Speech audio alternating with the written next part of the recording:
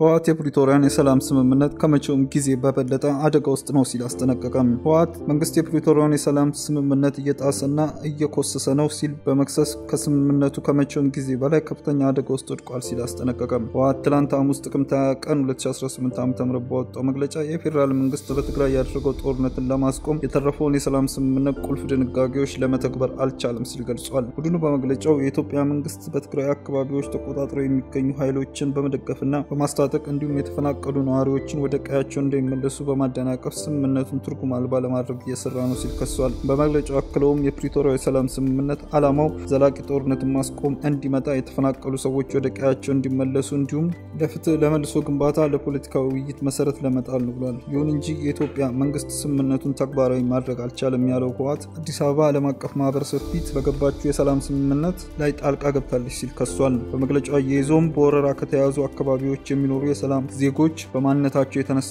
አፈናና ግድያ እየተፈጸመባቸው መሆኑን ገልጾ የተፈናቀሉ የትግራይ ተወላጆች በብርድ በሽታ በረሃብና በቸልተኝነት እየሞቱ እንደሆነ ጠቅሷል። ህወሓት በመግለጫው ጠቅላይ ሚኒስትር አብይ አህመድ በቅርቡ በፓርላማ ያደረጉት ንግግር ላይ ትችትም ሰንዝረዋል። ጠቅላይ ሚኒስትር አብይ አህመድ በፓርላማ ፊት ቀርበው በትግራይ የተካሄደውን ጦርነት የሁለት ወር ግጭት በማለት መግለጻቸውን በክልሉ ለ5 ዓመታት የተፈጸመውን የዘር ማጥፋት ወንጀል ማቃለል ነው ብለዋል። ይህም በትግራይ ህዝብ ሞትና ስቃይ ላይ መቀለድና ላጠፉት ጥፋትም ንስሐ አለመግባታቸውን ያሳያል ሲል መግለጫው አስረድቷል።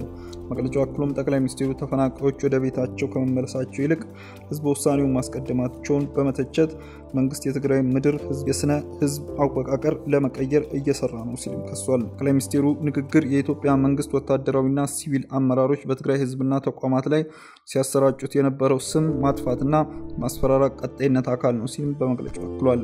በተጨማሪም የኢትዮጵያ መንግስት ሌላ ዙር ጦርነትን ለማስነሳት አደጋ በሁሉም ረገድ ከባድ መሆኑን በመግለጽ ዓለም አቀፍ ማህበረሰብ አፋጣኝ እርምጃ እንዲወስድ አሳስቧል።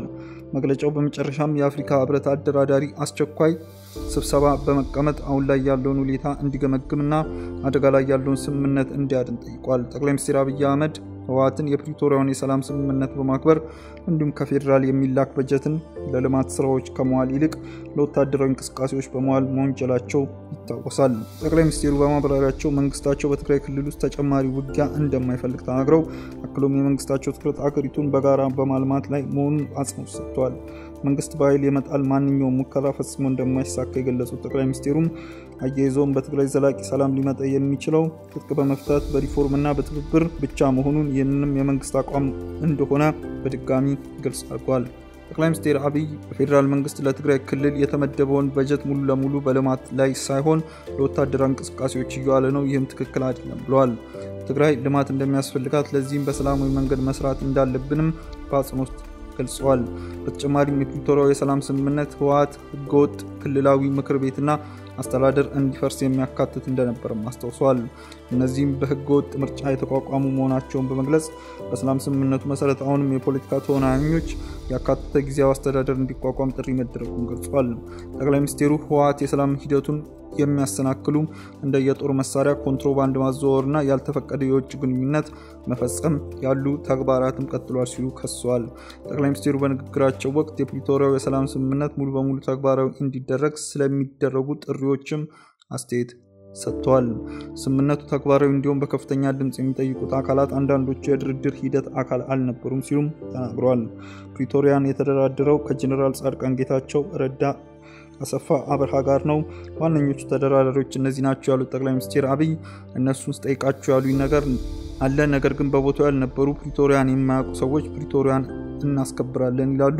የወለደችው ያለች የታቀፈችው እናት ልሆናለች ብለዋል። ቀጠል አድርጎም የፕሪቶሪያው ሰላም ስምምነት አንደኛ ህወሓት ህጋዊ ምርጫ አላደረገም፣ ህገ መንግስት ሶን ያካሄደው ያንን የጨበራ ምርጫ ይሰርዝ፣ ሁለተኛም በዚያ ምርጫ የተቋቋሙ መንግስትም ይፍረስ፣ ምክር ቤቱ ይበተን፣ ህጋዊ ምክር ቤትም አይደለም፣ ሶስተኛ ከሁሉ የተወጣጣ መንግስት ይመረጥ፣ የታጠቀ ትጥቁን ይፈታል እንጂ መሳሪያ መደበቅ አልተስማማንም፣ ማስልጠን ማስመረቅንም አልተስማማንም ሲሉ አመልክተዋል። ጠቅላይ ሚኒስትር አብይ ስለ ህወሓት ህጋዊ ሰውነት ሲናገሩ ቡድኑ በኢትዮጵያ ብሔራዊ ምርጫ ቦርድ እንደገና መመዝገብ ህጋዊነቱን መመለስም እንደሚችል ገልጸዋል። አያይዘውም ህወሓት በዋነኝነት የሚጠበቅበት የምርጫ ቦርድን ማክበር፣ ህገ መንግስቱን ማክበርና ህጋዊ ፓርቲ ለመሆን ጉባኤ ማካሄድ ነው። ይህ ደግሞ አስቸጋሪ ነገር አይደለም ሲሉ ተናግረዋል። ከዚህ በፊት የምርጫ ቦርድ ህወሓት የደረጃውን ለማሟላት ቦርዱ የያዘውን ማስተካከያ እርምጃዎች በ6 ወራት ውስጥ ጠቅላላ ጉባኤ ማካሄድ ጨምሮ ተግባራዊ ማድረግ ባለመቻሉ በግንቦት ወር 2017 ዓ.ም የፓርቲውን ህጋዊ ሰውነት መሻሩ ይታወቃል።